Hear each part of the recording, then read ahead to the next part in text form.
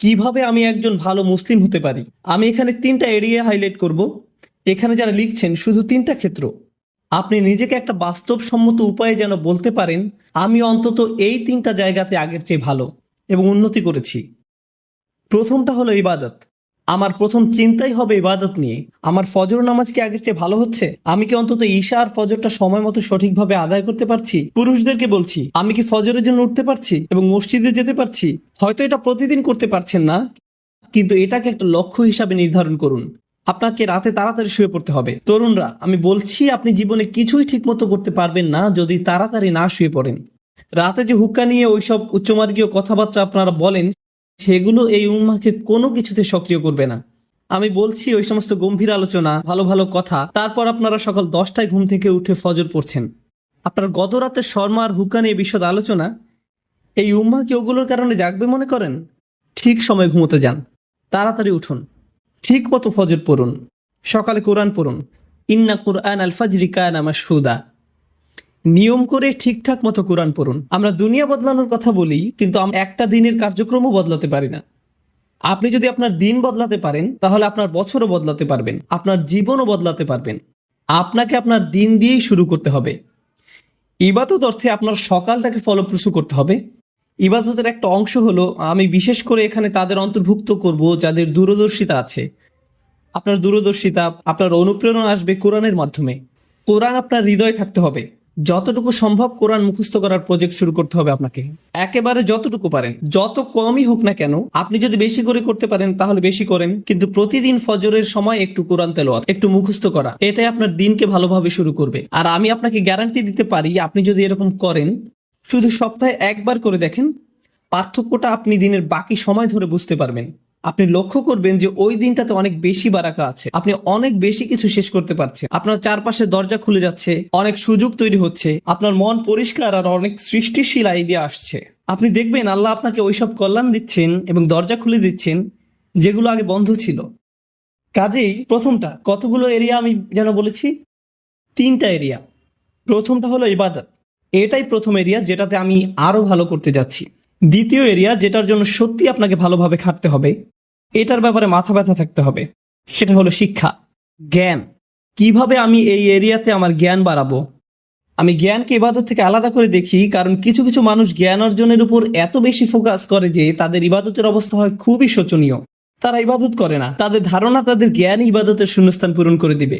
তারা অনেক তাফসির পড়ে, অনেক তাজউইদ জানে, কিন্তু তারা এমনকি তাদের সালাতেও কোনো মনোযোগই দেয় না।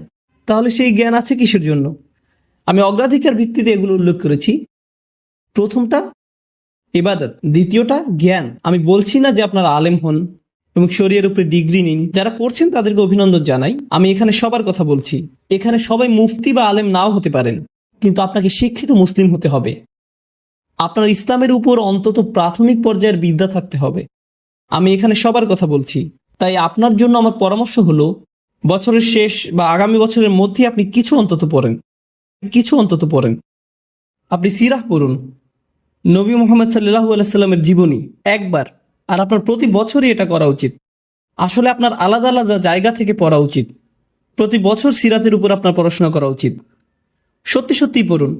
আমাকে জিজ্ঞেস করবেন না সিরাতের উপর কোন বই পড়বেন, সবই পড়ুন। একবার এক একটা পড়ুন। একটা নিয়ে পড়া শুরু করুন 1 বছর, তারপর আরেকটা সিরাত নিন পরের বছর, আবার আরেকটা সিরাত নিন পরের বছর, আবার আরেকটা। কারণ এটা হলো ওই মানুষটার জীবনী যা আমাদের জীবনের দর্শন, আমাদের অনুপ্রেরণা। আর আপনার প্রতি বছরই এটা করা উচিত। আপনাকে এগুলো বারবার পড়তে হবে। এটা আপনার শিক্ষার অংশ। এটা আপনাকে চিন্তা ভাবনা করার এবং সেটা আপনার জীবনে প্রতিফলিত করার সুযোগ করে দিবে, দরজা খুলে দিবে। সিরাত পড়লে এর মধ্যেই পাবেন কিছু সহজলভ্য এবং অসাধারণ রিসোর্স। আমার মনে হয় না এগুলো খুঁজে পেতে আপনার কষ্ট হবে ইনশাআল্লাহ। একই সাথে আপনার কিছু বাস্তবিক অর্জন থাকতে হবে। একই বছর আপনাকে প্রকৃত অর্থেই কোরআন থেকে কিছু অর্জন করতে হবে। আমি এখনো জ্ঞানের এরিয়ার ভিতরে আছি। প্রথম এরিয়া হলো ইবাদত, আর দ্বিতীয়টা হলো জ্ঞান বা শিক্ষা। এই এরিয়াতেই আপনাকে কোরআন থেকে কিছু প্রকৃত মুনাফার ক্ষেত্র তৈরি করতে হবে। ধরুন এই বছর আপনি ঠিক করলেন আপনি সূরা কাহফ মুখস্থ করবেন, কাজে এটা একটা লক্ষ্য স্থির করুন। এই বছর আমি সূরা কাহফ মুখস্থ করব। তার মানে হলো আমি এই সূরা মুখস্থ করব, এর অনুবাদ পড়ব, এর তাফসীর পড়ব, এটার শব্দগুলোর অর্থ বুঝব, সূরা কাহফের উপর লেকচারগুলো, প্রবন্ধ, পেপার যাই পাওয়া যায় তার সবই নিব, সবই শেষ করব। আমার জন্য এটাই সূরা কাহফির বছর। পরের বছর হতে পারে সূরা আর রহমানের বছর, তার পরের বছর সূরা বাকারার বছর, কয়েকটা সূরা হতে পারে একই বছরে, কিন্তু প্রতি বছরই আপনি কোরআনের মধ্যে থেকে কিছু না কিছু লাভ করুন। এটা বাস্তব। এটা বলবেন না আমি কোরআন পড়েছি, এটা করবেন না যে কোনো একটা প্যাসেজ নিয়ে পড়া শুরু করলেন। একটা সূরা বা কয়েকটা সূরা নিয়ে সেগুলোতে ফোকাস করুন। মুসলিম যুবকদের জন্য আমার সবচেয়ে বড় সমালোচনা হলো যে তারা ফোকাস করে না, একটা বিষয়ের উপর ফোকাস করেন। এটা ভালোভাবে বুঝেন, পরে যখন আপনি দেখবেন আপনি বলবেন আলহামদুলিল্লাহ এই বছর আমি আরো একটা সূরা মুখস্থ করেছি, আরো 2টা সূরা মুখস্থ করেছি, আরো 3টা সূরা মুখস্থ করেছি। আর যখন আপনি কোনো একটা সূরা পড়েন শুধু এটার অর্থ মুখস্থ করবেন না। কোনো ছাত্র আমাকে এসে জিজ্ঞেস করে আপনার ধারণা কোনটা বেশি গুরুত্বপূর্ণ, কোরআন বোঝা নাকি মুখস্থ করা? আমি বলি কিভাবে আপনি ভাবেন যে এই দুটো আলাদা? কেন এরকম মনে করেন? আপনি জানেন কেন আমরা কোরআন মুখস্থ করি? যেন আমরা বারবার সেটা বলি। আর যখন আপনি কিছু বারবার বলতে থাকেন তখন সেটা নিয়ে আরো বেশি চিন্তা করার এবং সেটা আপনার কাজে প্রতিফলিত করার ব্যবস্থা করে দেন আল্লাহ। যখন আপনি কোনো কিছু 10 বার বলতে থাকেন তখন আপনি এমন কিছু লক্ষ্য করেন যা আপনি 9 বার বলার সময় করেননি। আল্লাহ আরো অনেক দরজা খুলে দেন।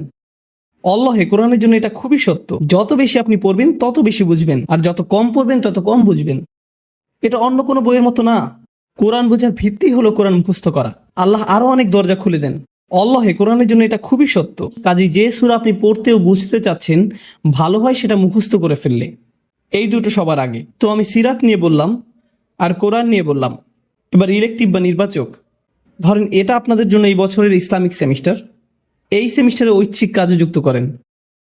অন্তত 3 থেকে 4টা দোয়া আপনি পড়লেন, মুখস্থ করলেন, আর সেগুলো আপনার দিনের একটা অংশ হয়ে গেল। নবী সাল্লাল্লাহু আলাইহি সাল্লামের কিছু দোয়া মুখস্থ করা, এটা একসময় আপনার দিনেরই অংশ হয়ে যাবে। এখন আমি জ্ঞানের সাথে সেটার চর্চাও সংযুক্ত করেছি। এ ধরনের জিনিসগুলো আপনি যুক্ত করে নিতে পারেন। আসলে এই 3টা এরিয়া যে আমি বলছি, আমি অন্যগুলো কিন্তু উল্লেখ করিনি। আমি জানি ফিকহ, আকীদা, তাফসীর এগুলো জ্ঞানের অংশ, কিন্তু আমি শুধু 3টা এরিয়ার কথা বলেছি ইচ্ছা করেই। কারণ এই 3টা জিনিসই সরাসরি আপনাকে ভালো মুসলিম করে তুলবে। সাথে সাথে এগুলোর একটা কার্যকরী প্রভাব আপনার উপর পড়বে। আপনার সালাত আগের চেয়ে আরো বেশি ভালো হবে, কারণ আপনি যে কোরআন পড়ছেন সেটা আপনি এখন বুঝেন। নবী সাল্লাল্লাহু আলাইহি সাল্লামের জন্য আপনার ভালোবাসা বাড়ছে কারণ আপনি তার জীবনী প্রতি বছর পড়ছেন। কাজে যতবার আপনি সালাওয়াত করবেন এটা আরো আন্তরিক হবে। এই সালাওয়াত আপনি আরো গভীরভাবে অনুভব করবেন। দুয়ার জ্ঞান আপনাকে আল্লাহর আরো কাছে নিয়ে আসছে, কারণ এখন আপনি জানেন আপনি তার কাছে কি চাচ্ছেন। এটাই হলো জ্ঞান। তো প্রথমটা ছিল ইবাদত আর দ্বিতীয়টা হলো জ্ঞান। আশা করি আপনারা দেখেছেন কিভাবে আমি এই দুটোকে একীভূত করলাম। যদিও আমি প্রত্যেকটাকে আলাদা রেখেছি, একটা অন্যটাকে সাহায্য করেছে। আপনার জ্ঞান যদি আপনার ইবাদতকে সাহায্য না করে, আমি জানি না সেটা আসলে সত্যিকারের জ্ঞান কিনা। আমি জানি না দিনের ব্যাপারে এটা আসলে সত্যিকারের জ্ঞান কিনা। এরপর আছে তৃতীয় এরিয়া, এটা হলো সার্ভিস বা সেবা। ওইখানে আপনাকে বুঝতে হবে, কিছু সময় ঠিক করে নিতে হবে। সপ্তাহে 1 দিন, হয়তো সাপ্তাহিক ছুটির দিন, কিংবা মাসে 1 বার আপনাকে কিছু সেবামূলক কাজ করতে হবে। মানে মানুষকে সাহায্য করা। তার মানে এই না যে আপনাকে এটা ইসলামিক ব্যানারের মধ্যেই করতে হবে। আপনি যদি স্বেচ্ছাসেবা দিতে চান, মানবতার জন্য কিছু করতে চান, এটা দেখতে খুবই ভালো লাগবে যে একজন মানুষকে আপনি সাহায্য করছেন। খুবই ভালো লাগবে। আমাদের সবকিছু নিজেদের ব্যানারেই করতে হবে এমন কোনো কথা নেই। মহৎ উদ্দেশ্যেই ভালো কাজই, সেটা খ্রিস্টানরাই করুক, ইহুদিরাই করুক, আর গেটস ফাউন্ডেশনই করুক, সেটা কোনো ব্যাপার না। যদি উদ্দেশ্য ভালো থাকে আপনি সেটাই অংশ নিতে পারেন। আসলে ব্যক্তিগতভাবে আমি মুসলিমদেরকে পরামর্শ দেই সেসব ভালো কাজে অংশ নিতে যেগুলো অমুসলিমদের দ্বারা পরিচালিত হয়, যেন তারা দেখে যে মুসলিমরাও এসব ব্যাপারে কেয়ার করে এবং এর মাধ্যমে তারাও সুযোগ পাবে ইসলামের ব্যাপারে প্রশ্ন করতে। এটা তাদের একটা সুযোগ দেয়। কাজে স্বেচ্ছাসেবা দিন, সাহায্য করুন, এমন কিছুর অংশ হন যেটা আপনার মনপ্রাণে ভালো লাগে। শুধু আপনার জন্যই সেটা করুন, প্রচার করে বেড়াবেন না, এটা নিয়ে টুইট করবেন না আজকে স্বেচ্ছাসেবা দিয়ে আসলাম, খুবই ভালো লাগছে আলহামদুলিল্লাহ, বড়াই করছি না, এরকম করবেন না। শুধু আপনার জন্যই করুন। এটা আপনাকে একজন ভালো মানুষ করবে, একজন ভালো ব্যক্তিতে পরিণত হবেন আপনি। আর বাবা মায়েরা আপনাদের যাদের বাচ্চা আছে, বিশেষত টিন এজ ছেলে মেয়ে, আপনি যদি তাদেরকে এই ধরনের কাজে উৎসাহ দিতে পারেন, কাউকে সাহায্য করার কোনো বিষয়ে জড়িত হওয়া আসলে টিন এজ বাচ্চাদের জন্য খুবই গুরুত্বপূর্ণ। এটা তাদের মানসিক পরিপক্কতা তৈরি হওয়ার একটা অংশ। কারণ টিনেজ তরুণরা, শুধু মুসলিম তরুণরাই না, সাধারণভাবে সব তরুণরাই আত্মনিমগ্ন থাকে। তাদের দুনিয়াটা তাদের নিয়ে। তারা কিভাবে দেখে তাদের বন্ধুরা, তাদের ফেসবুক স্ট্যাটাস, তাদের কতজন বন্ধু আছে, যাই হোক না কেন, ওই বয়সে এটাই তাদের কাছে গুরুত্বপূর্ণ। তারা খুবই ক্ষুদ্র মনা ধরনের। আপনি যদি ওই বয়সে তাদেরকে এরকম মানসিকতা থেকে টেনে বের করতে পারেন, তাদের নিজেদের বাইরেও অন্য কিছুকেও কেয়ার করতে শিখান, অন্যদের সাহায্য করতে বলেন, মানুষের কষ্ট বা ভোগান্তি আসলে কেমন আর এইসব ক্ষেত্রে সাহায্য করতে বলেন। উদাহরণস্বরূপ, কিছুদিন আগে একটা প্রাকৃতিক দুর্যোগ হলো, একটা ঝড় নিউ জার্সি আর নিউ ইয়র্কে আঘাত করলো। আপনার থেকে খুব একটা দূরে না, ওইখানে সাপ্তাহিক ছুটিতে রেড ক্রস বা অন্য কারোর সাথে যে সাহায্য করতে পারেন, যাদের বাড়িঘর ধ্বংস হয়ে গেছে, গাছপালা রাস্তায় পড়ে আছে, রাস্তা বন্ধ হয়ে গেছে, যেটাই হোক আপনি সাহায্য করে চলে আসেন। আপনি যদি সেটা করেন, আমি আপনাকে বলছি এটা আপনাকে আল্লাহর যত নিকটে নিবে আর কোনো কিছুই ততটা করবে না। আপনি যদি এই তিনটা জিনিস করেন, আপনি তাহলে অন্তত মূল ভিত্তিটা স্থাপন করলেন জীবনে কিভাবে ভালো করা যায়। এটা আপনার জীবনের লক্ষ্য না, অন্তত এগুলো আপনি করতে পারলে জীবনে ভালো কিছু অর্জন করতে পারবেন। তো আপনি যখন বসে বসে এটা শুনছেন আর ভাবছেন আমি তো বেশ বড় ভুল করে ফেলেছি, এখানে হয়তো এমন কেউ বসে আছে হয়তো ব্যভিচারের ভুল করে ফেলেছেন, আল্লাহ আপনাদেরকে রক্ষা করুন। আপনাদের কেউ কেউ হয়তো সেই পথে অগ্রসর হচ্ছেন, আপনাদের কেউ কেউ হয়তো শিরক করেছেন। সকল ধরনের অপরাধ সংঘটিত হচ্ছে আর মানুষ সকল ধরনের অপরাধে লিপ্ত হচ্ছে। আপনি যদি তওবা করেন এবং আল্লাহর কাছে ফিরে আসেন, এই সকল অপরাধ শেষ হয়ে যাবে। কিন্তু এরপর আপনাকে ভালো পথে চলতে হবে। ও আমিলা আমালান সলিহা ফাউলাইকা ইউবাদদিলুল্লাহু সাইয়্যাতিহিম হাসানাত। অন্য কথায়, যখন আপনি আল্লাহর কাছে ফিরে আসবেন, এটা প্রকৃত অর্থেই প্রত্যাবর্তন হতে হবে, এটা কৃত্রিম হতে পারবে না। ওয়া কানাল্লাহু গফুরুর রহিমা, আর আল্লাহ সর্বদাই ক্ষমাশীল, অতিমাত্রায় ক্ষমাশীল, সর্বদা প্রেমময়, যত্নশীল এবং করুণাময়। আমার সময় ফুরিয়ে যাচ্ছে, কিন্তু আপনাদের সাথে আরো কয়েকটা বিষয় শেয়ার করতে চাই। আসুন এই তালিকাটা প্রথমে শেষ করি। এটা শেষের দিকে। কেউ বলতে পারে যে আমি শিরক করিনি, আমি হত্যা করিনি, আমি জিনাও করিনি, আমি শুধু ছোট বিষয়গুলো করেছি, যেমন আমি ফজরের নামাজ পড়িনি, একদিন ফ্রিজ থেকে আমার ভাইয়ের চকলেট মিল্ক চুরি করে খেয়েছি, বেশ কয়েকবার বাবার সাথে চড়া মেজাজে কথা বলেছি, আরেকদিন একটা পার্টিতে কিছুটা গীবত করে ফেলেছি, কিন্তু আমি হত্যা করিনি। এই তওবা তো আসলেই খারাপ অপরাধীদের জন্য। তাহলে আমার কি হবে? সাধারণ পাপীদের কি হবে? বাকি আমরা যারা রয়েছি, কারণ তারা হলো উঁচু স্তরের পাপী, তাই না? তো পরবর্তী আয়াত বলছে, তোমরা বাকি যারা রয়েছো, ওয়ামান তাবা, যেই তাওবা করেছে, যে কোনো ধরনের তাওবা, আমিলা সলিহান, সৎ কাজ করেছে, ফাইন্নাহু ইয়াতুবু ইলাল্লাহি মাতাবা, তো যখন সে আল্লাহর কাছে ফিরে আসে আন্তরিকভাবে, অনুতপ্ত হয়ে, আল্লাহ সেটাও স্বীকার করেন। না না না, কারণ আমার পাহাড় সম পাপ প্রয়োজন, এটাকে পাহাড় সম পুণ্যে রূপান্তরিত করার জন্য, এটাকে পাহাড় সম পুণ্যে রূপান্তরিত করার জন্য এমন প্রয়োজন নেই। যেই পাপে লিপ্ত থাকেন না কেন, শুধু তওবা করুন। ফাইন্নাহু ইয়াতুবু ইলাল্লাহি মাতাবা ওয়াল্লাযীনা লা ইয়াশহাদুনা যুর, এমন মানুষ যারা অন্যায়ের সাক্ষ্য হয় না। এর অর্থ হলো তারা সহ্য করে না যখন কোনো অন্যায় সংঘটিত হয়। এই মানুষগুলো আল্লাহর কাছে মর্যাদা সম্পন্ন, কারণ তাদের পরিসরে কেউ যখন মানসিকভাবে নির্যাতনের শিকার হয়, কেউ যখন অর্থনৈতিকভাবে নির্যাতনের শিকার হয়, তাদের পরিবারে, ধরুন দুই ভাই মিলে কোনো ব্যবসা করে আর তাদের একজন সকল অর্থ আত্মসাৎ করে অন্যজনকে বঞ্চিত করে, যার ফলে আদালতে গিয়ে এখন একে অপরের বিরুদ্ধে অবতীর্ণ। সেখানে আপনার হয়তো কোনো এক পক্ষের সাথে সম্পর্ক রয়েছে, আপনি নিশ্চুপ দাঁড়িয়ে থেকে অন্যায় হতে দিবেন না। আপনি এটা হতে দিবেন না। যদি এটা আপনার নিজের বাবার বিরুদ্ধেও যায়, যদি এটা আপনার স্বামী, স্ত্রী বা সন্তানদের বিরুদ্ধেও যায়, আপনি অলসভাবে দাঁড়িয়ে থেকে অন্যায়কে সহ্য করবেন না, আপনি প্রতিবাদ করবেন। কমপক্ষে এর নীরব অংশীদার হবেন না, আপনি সে স্থান ত্যাগ করবেন। এর সাথে আমার কোনো সম্পর্ক নেই, আমি এর অংশ হতে চাই না। লা ইয়াশহাদুনা যুর, এর আরেকটা অর্থ হলো তারা মিথ্যা সাক্ষ্য প্রদান করে না। কখনো আপনার উপর চাপ থাকে এমন মানুষের পক্ষ অবলম্বন করার জন্য যারা অন্যায়কারী। আপনি জানেন যে তারা অন্যায়কারী, কিন্তু তারা বলে পরিবার আগে ভাই, অথবা বন্ধুত্ব সবার আগে। আর আপনি যদি এটা করেন, যদি আপনার আনুগত্য ভুল স্থানে প্রদান করেন, এটা জেনে শুনে যে আপনি ভুল, তাহলে এটা লা ইয়াশহাদুনা যুর এর লঙ্ঘন। আয়াতটির দ্বিতীয় অংশ, ওয়া ইযা মাররু বিল্লাগwi মাররু কিরামা, এটাও অসাধারণ। এই আয়াতে আল্লাহর কাছে আপনাকে অসাধারণ বানিয়েছে কোনটি? আপনি একটা আসরে রয়েছেন, বন্ধুরা সবাই ঘুরে বেড়াচ্ছে, অথবা আপনি হয়তো কোনো হোয়াটসঅ্যাপ গ্রুপে আছেন। আজকাল যোগাযোগের বিভিন্ন মাধ্যম রয়েছে, আর এই সকল যোগাযোগের মাঝে মানুষ যুক্তিহীন কথা বলে থাকে, মানুষ একে অপরের বিরুদ্ধে গীবত করে, তারা একে অপরের প্রতি বিদ্রূপ করে, তারা একে অপরের সময় নষ্ট করে। আর আপনি এর সাথে কোনো সম্পর্ক রাখতে চান না, তো আপনি কি করবেন? আপনি আসরটি ত্যাগ করবেন। কিন্তু আপনি প্রথমে একটা লেকচার দিবেন না যে এগুলো সবই অর্থহীন, তোমরা নিজেদের সময় নষ্ট করছো। আস্তাগফিরুল্লাহ, আমি তোমাদেরকে আল্লাহর দিকে ডাকছি এবং তওবা করতে আহ্বান জানাচ্ছি। তোমরা এই ভিডিওটি দেখো, আমি এই আসর ত্যাগ করছি না। অথবা আপনি কোনো পার্টিতে রয়েছেন আর বললেন, আস্তাগফিরুল্লাহ, তোমরা সবাই গীবত করছো, আমি এখান থেকে চলে যাচ্ছি। ও ইদা মাররু বিল্লাগওয়ি মাররু কিরামা। যখন তারা এই ধরনের আসরের পাশ দিয়ে যায়, যখন তারা এই ধরনের পরিস্থিতির সম্মুখীন হয়, তারা সেখান থেকে বেরিয়ে আসে সম্মানজনক উপায়ে, মাররু কিরামা। অন্য কথায়, তারা তাদের নিজস্ব মর্যাদা রক্ষা করে। তারা এমন অবস্থায় পড়ে না যা অন্যদেরকে এবং তাদের নিজেদেরকে অপমানিত করে। আর এই প্রক্রিয়ায় তারা অন্য কাউকে খারাপ বোধও করায় না। তারা সম্মানজনক অজুহাত তৈরি করে এবং নিজেদেরকে সেই পরিস্থিতি থেকে বের করে আনে। ওয়া ইদা মাররু বিল্লাগওয়ি মাররু কিরামা।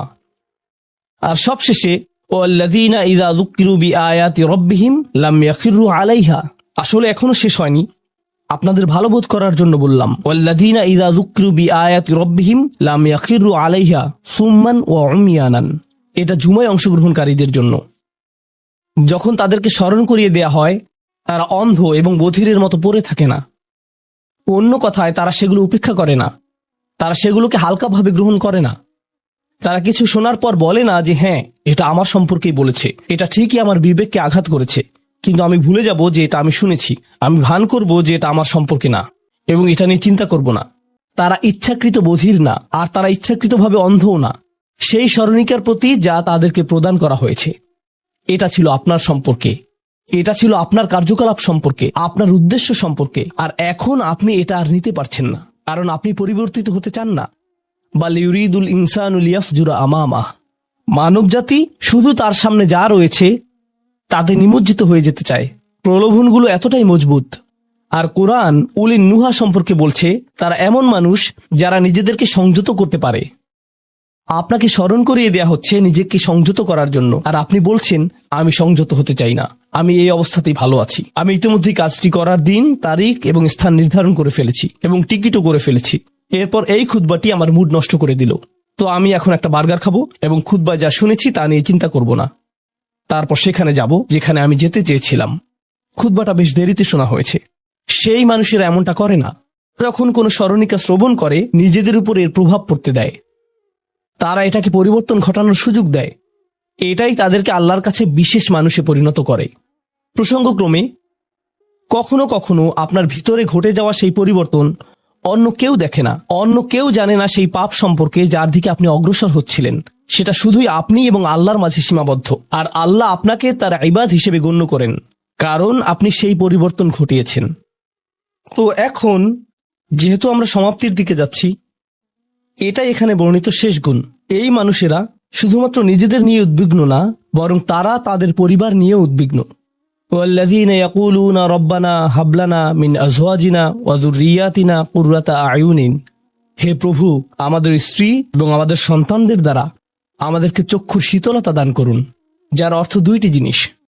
আমি জটিলতা পরিহার করে আপনাদেরকে সরলভাবে কুররাতা আয়ুনিন এর অর্থ বুঝিয়ে বলছি। প্রথম অর্থ হলো, ইয়া আল্লাহ, অন্য সকল কিছু আমাকে পীড়িত করে, অন্য সকল কিছু আমাকে অসুবিধায় ফেলে, কিন্তু যখন আমি আমার স্ত্রীর কাছে আসি এবং আমার সন্তানদের কাছে আসি, ইয়া আল্লাহ, এই স্থানটিকে আমার জন্য প্রশান্তিদায়ক করে দিন। আমার সকল অসুবিধা দূর হয়ে যায় যখন আমি আমার স্ত্রীর দিকে তাকাই। আমার সকল অসুবিধা দূর হয়ে যায় যখন আমি আমার সন্তানদের সাথে থাকি। ইয়া আল্লাহ, আমার স্ত্রী এবং আমার সন্তানদের মাঝে এটা প্রদান করুন, অথবা আমার স্বামী এবং আমার সন্তানদের মাঝে এটা প্রদান করুন। কুররা শব্দটির দ্বিতীয় অর্থটি এসেছে করার থেকে। করার অর্থ যখন আপনার চোখ কোথাও আটকে যায়। ইয়া আল্লাহ, আমার স্ত্রীর প্রতি আমার ভালোবাসা এতটাই সৃষ্টি করে দিন যাতে আমি তার উপর থেকে চোখ ফিরাতে না পারি। ইয়া আল্লাহ, আমার সন্তানদের নিয়ে আমাকে এতটাই আনন্দিত করে দিন এবং এতটাই ভালোবাসাপূর্ণ করে দিন যাতে আমি তাদেরকে অন্যদের সাথে তুলনা না করি। আমার যা রয়েছে তা নিয়ে আমি সুখী। তারা খারাপ বোধ করুক, এটা আমি চাই না। আমি তাদের অর্জনের স্বীকৃতি প্রদান করি। আমাকে সেই সামর্থ্য দান করুন যাতে স্ত্রী এবং সন্তানদের মাঝে কুররাতু আয়ুন খুঁজে পাই। আমাকে একটি মজবুত পরিবার দান করুন এবং আমাকে আমার পরিবারের প্রতি সন্তুষ্ট করে দিন। আপনাদের অনেকের জন্য একমাত্র দুশ্চিন্তার বিষয় হলো স্ত্রী এবং সন্তান। এই দোয়া অনুযায়ী দুশ্চিন্তার একমাত্র উপশমকারী হওয়া উচিত স্ত্রী এবং সন্তান। আর আপনি নিজে চেষ্টা না করে শুধু আল্লাহর কাছে কিছু চাইতে পারেন না, কারণ আল্লাহ বিশেষ কোনো বৃষ্টি আপনার পরিবারের উপর বর্ষণ করবেন না, যার ফলে আকস্মিকভাবে আপনি আপনার স্ত্রীকে ভালোবাসতে শুরু করবেন। এর জন্য চেষ্টা করতে হবে। আপনার সন্তানদের সাথে সম্পর্ক উন্নয়নের জন্য আপনাকে চেষ্টা করতে হবে। এটা রাতারাতি ঘটবে না। এটা এমন জিনিস যাতে আপনাকে এবং আমাকে বিনিয়োগ করতে হবে। তো আল্লাহ আমাদেরকে সামর্থ্য দান করুন যাতে আমরা শুধুমাত্র মুখে এই দোয়া করে ক্ষান্ত না হই, বরং দোয়াটি যাতে বাস্তবায়িতও করতে পারি, কারণ আল্লাহ প্রচেষ্টার বিষয়ে জিজ্ঞেস করবেন। এমনকি সেই বিখ্যাত দোয়াটির শেষেও এটা এসেছে, রব্বানা আতিনা ফিদ দুনিয়া হাসানা ওয়া ফিল আখিরাতি হাসানা ওয়া কিনা আযাবান নার। বিখ্যাত একটি দোয়া, তাই না? আমাদেরকে এই জীবনের সর্বোচ্চটা দান করুন, পরের জীবনেরও সর্বোচ্চটা দান করুন, আমাদেরকে জাহান্নামের শাস্তি থেকে রক্ষা করুন। এরপরে আল্লাহ কি বলছেন? উলাইকা লাহুম নাসিবুম মিম্মা কাসাবু। তারা ততটুকু অংশই পাবে যা তারা অর্জন করেছে। আপনি শুধু দোয়া করবেন আর তা কাজ করবে তেমনটা না, আপনাকে অর্জন করতে হবে, আপনার চেষ্টাকে কাজে লাগাতে হবে। তো আপনি যখন আপনার পরিবার নিয়ে উদ্বিগ্ন থাকবেন, তখনই আপনি পরিবারে প্রশান্তি প্রদানের জন্য আল্লাহর কাছে চাইবেন। আর প্রসঙ্গক্রমে এটা দিয়ে কি বোঝায়? যে সকল স্বামীরা যারা লন্ডন শহরে রাত 2টা-3টা পর্যন্ত সীসা বারে সময় কাটান, কিন্তু বাড়িতে তাদের স্ত্রীদের কাছে যান না, কারণ তারা তাদের স্ত্রীদের মাঝে